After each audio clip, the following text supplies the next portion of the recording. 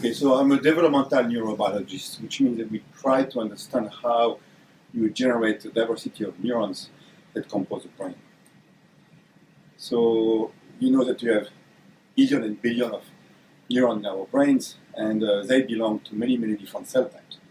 We don't know exactly how many cell types, maybe 1,000, maybe 10,000, we don't know. My lab focuses mostly on the development of structure in the brain of a fruit flies. So fruit flies have a much simpler brain than our brain, the mouse brain. Instead of 1,000 billion neurons, we have about 100,000 that are in the brain of the fruit flies. And the particular structure we study, which is the optic lobes, where basically you get processing of information about vision, contains about maybe 50,000 neurons. And those neurons actually belong to at least 70 to 100 cell types. And we try to figure out exactly how you generate those 100 cell types.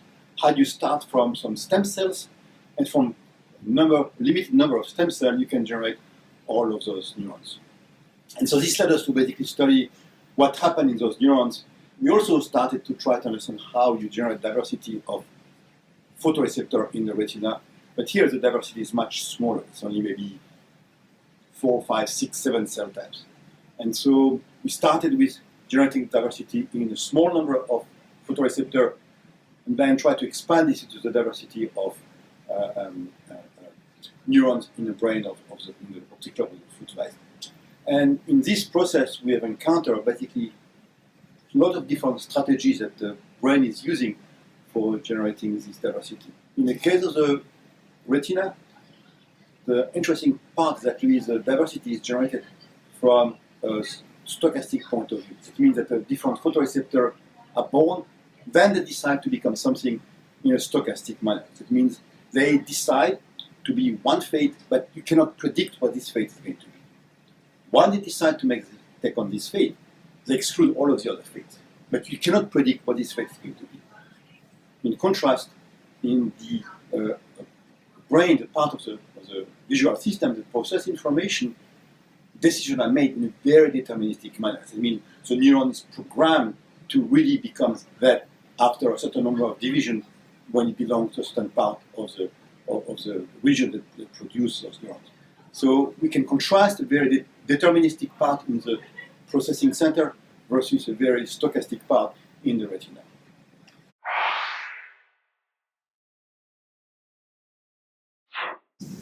So we don't know about that, and actually what we just did recently is not looking at contrast, but looking at motion detection. And so a bit by chance, we start working on a motion detection system. I told you I'm a developmental neurobiologist, so we should not study too much functional processes. In this case, we got led to study motion vision in fruit flies, and because we wanted to figure out what neuron which we had defined we are doing. And you might know that there is a very simple concept of how an animal can detect motion, which is called the elementary motion detector, which is a very simple system where you have an object moving that way, and you have one channel that detects this object at one time, and a few milliseconds later you will detect the object at that time. And the basic principle of the elementary motion detector is that what you have, those two signals must somehow arrive at the same point, some coincident detector, and when they arrive at the same time, they're going to basically say there is motion. In order to do that, the system is that actually the first signal gets delayed and wait for the next signal to arrive, and then they arrive together at the same point. And so we actually just recently identified neurons that basically are the cellular implementation of this motion detector. We found a neuron that basically goes there, waits a little bit, and then send a signal here where the neuron next door needs to do the same thing, but go without any delay, they arrive together. And therefore, it can allow detection of motion in this direction, but not in this direction, not in this direction. So there are basic principles that you can see in the human retina, in the human visual system, that you can also find in flies. But I think there is fewer of the system.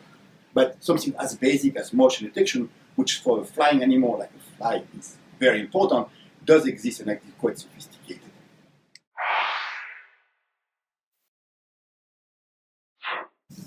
Okay, so this is an interesting story because by background, I'm not at all a neurobiologist. In fact, I was, by background, a molecular biologist. my claim to fame when I was a postdoc and early in my career as a faculty was actually to study the homing domain, which is a transcription factor. So most of my early work in my career was actually to play around with DNA binding proteins, and to figure out how they basically contact specific base pair on the DNA to recognize specific promoter, which is very far away from what we do right now.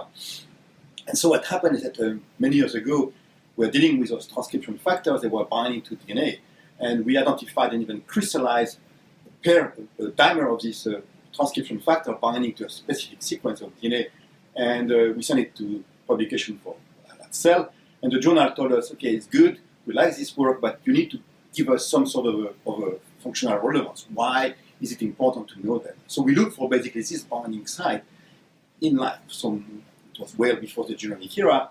And we identified that this binding site, which is a palindromic sequence recognized by this dimer of rhodopsin, in the promoter of rhodopsin gene in fruit flies. And all the promoter of all rhodopsin genes had actually this palindromic sequence.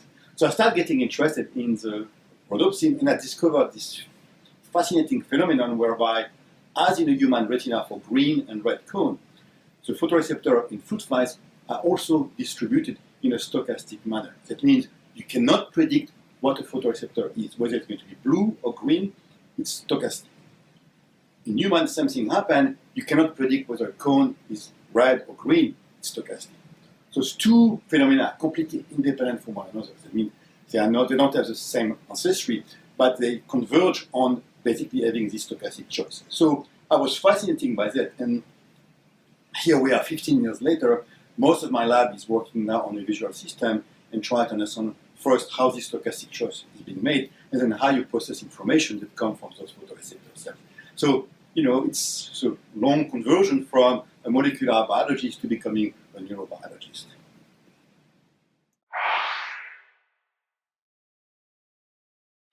When you talk to neuroscientists, it seems that you are dealing with a very, very complex structure, and to some extent, it's almost impossible to imagine one day we will be able to understand the brain.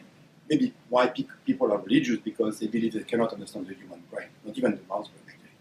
So I think that nowadays we start to get to a point where we can imagine to solve what happened in the brain. It's going to be complicated, but I think we can actually we will be able to figure out how the brain works.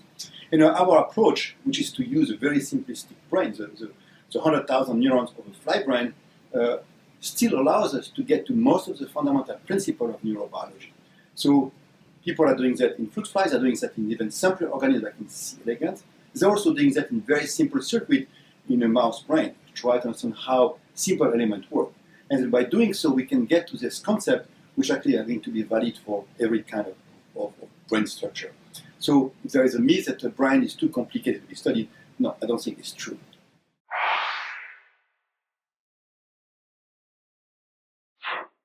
Yeah, so neuroscience now is very a world of fashion to some extent, in the sense that people always do the same thing. Everybody wants to do optogenetics right now.